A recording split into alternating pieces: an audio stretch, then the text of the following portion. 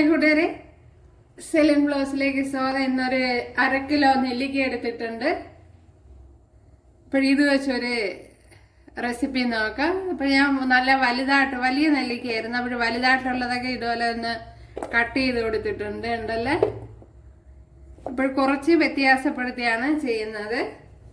അപ്പോൾ ഇവിടെ ഒരു 3 ടേബിൾ സ്പൂൺ നല്ലെണ്ണ ഒഴിച്ചു കൊടുത്തിട്ടുണ്ട്.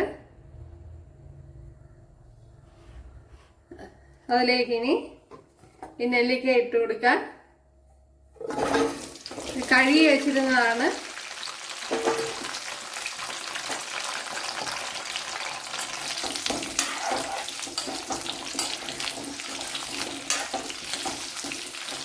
ഇതിനെ നല്ലവണ്ണം ഒന്ന് സോഫ്റ്റ് ആക്കി എടുക്കണം.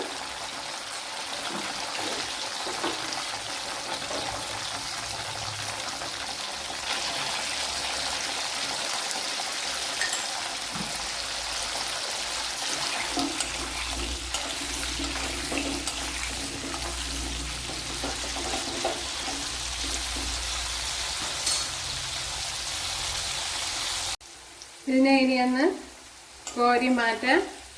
ഇത് നല്ലതുപോലെ സോഫ്റ്റായി വന്നിട്ടുണ്ട്.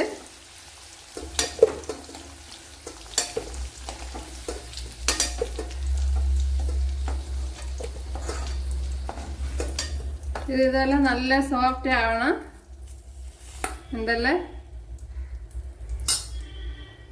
ഇനി ഇതിലേക്ക് കടുക് ഇട്ട് കൊടുക്കാം.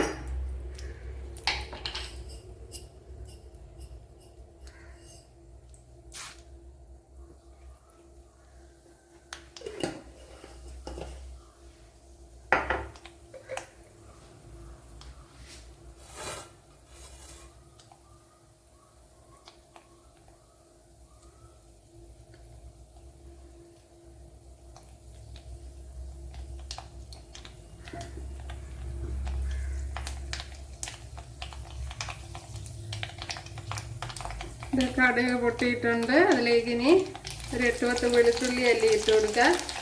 അതുപോലെ ചെറിയൊരു പീസ് ഇഞ്ചി ഇട്ട് കൊടുക്കുക. ഒരു 2-3 പച്ചമുളക്,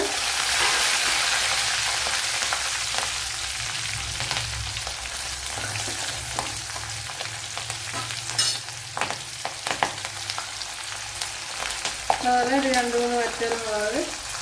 ഇതിലേക്ക് ഇനി കുറച്ച് മഞ്ഞൾപ്പൊടി ഇട്ട് കൊടുക്കുക. അപ്പോൾ ഞാൻ കുറച്ച് കറി ലീവ്സ് ഇട്ട് കൊടുത്തിട്ടുണ്ട്.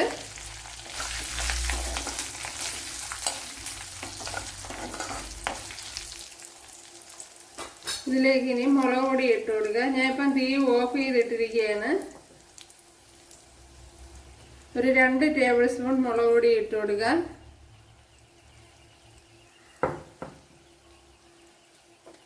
അതേപോലെ ഉലുവാപ്പൊടി ഇട്ട് കൊടുക്കുക. ഒരു 1/2 ടീസ്പൂൺ ഉലുവാപ്പൊടിയാണ് ഇട്ട് കൊടുത്തത്.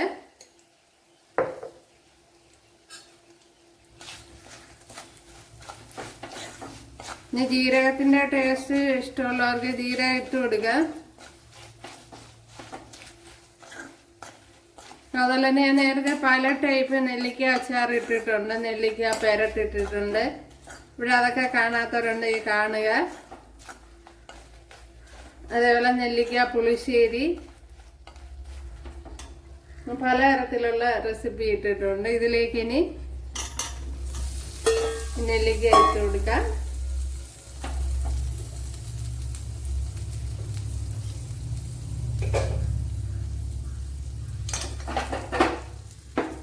ഇപ്പോൾ തീ ഓഫ് ചെയ്തിട്ടിട്ടാണ് ഞാൻ പൊടി ഐറ്റങ്ങളൊക്കെ ഇട്ട് കൊടുത്തത്. ഇനി ഒന്ന് ലോയിൽ വെച്ച് കൊടുത്തിട്ട്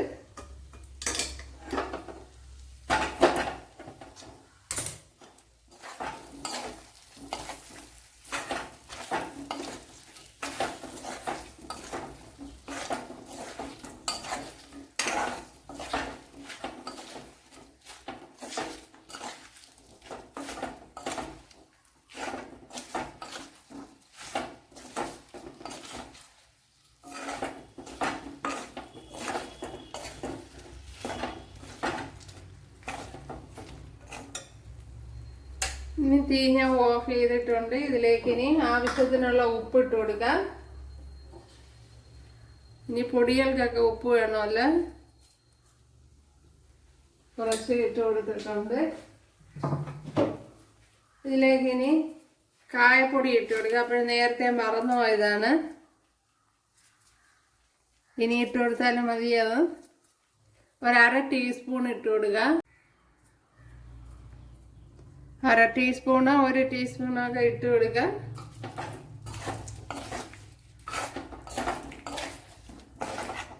ഇപ്പോൾ നെല്ലിക്കയും മസാലയൊക്കെ വെന്തതായതുകൊണ്ട് ഇനി ഒരുപാട് ഇട്ട് തിളപ്പിക്കേണ്ട. ഇപ്പോഴിനി ഞാൻ ഇതിൻ്റെ ടേസ്റ്റ് ഒന്ന് നോക്കട്ടെ.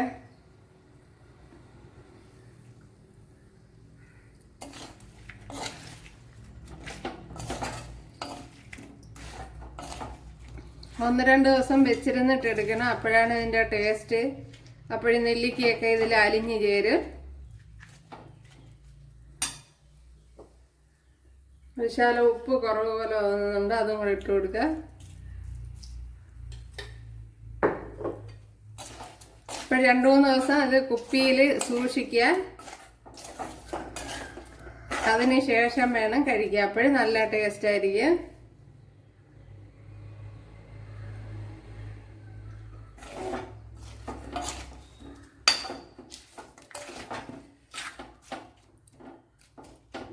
പിന്നെ വിനാഗിരി വേണമെങ്കിൽ ഒഴിച്ചു കൊടുക്കാൻ നിങ്ങൾക്ക് താല്പര്യമാണെങ്കിൽ. നമ്മുടെ നെല്ലിക്ക അച്ചാർ ഇവിടെ റെഡി ആയിട്ടുണ്ട്. അപ്പോൾ കുറച്ച് വ്യത്യസ്ത രീതിയിലാണ് ചെയ്തിരിക്കുന്നത്. അപ്പോഴിത് 2-3 ദിവസം കുപ്പിയിൽ സൂക്ഷിച്ചിരിക്കുക. അതിന് ശേഷം വേണം ഉപയോഗിക്കാൻ. അപ്പോഴേ നല്ല ടേസ്റ്റ് കിട്ടും. അപ്പോൾ എല്ലാവരും ചെയ്ത് നോക്കുക. ഇഷ്ടമായാൽ സബ്സ്ക്രൈബ് ചെയ്ത് സപ്പോർട്ട് ചെയ്യുക. അടുത്തൊരു വീഡിയോ ആയിട്ട് കാണാമെന്ന് പറഞ്ഞുകൊണ്ട് എല്ലാവർക്കും താങ്ക്സ്. ഞാൻ ഇങ്ങനെ ഒരു റെസിപ്പിയാണ് തയ്യാറാക്കുന്നത്. ഇതെങ്ങനെയാണ് തയ്യാറാക്കണതെന്ന് നോക്കാം.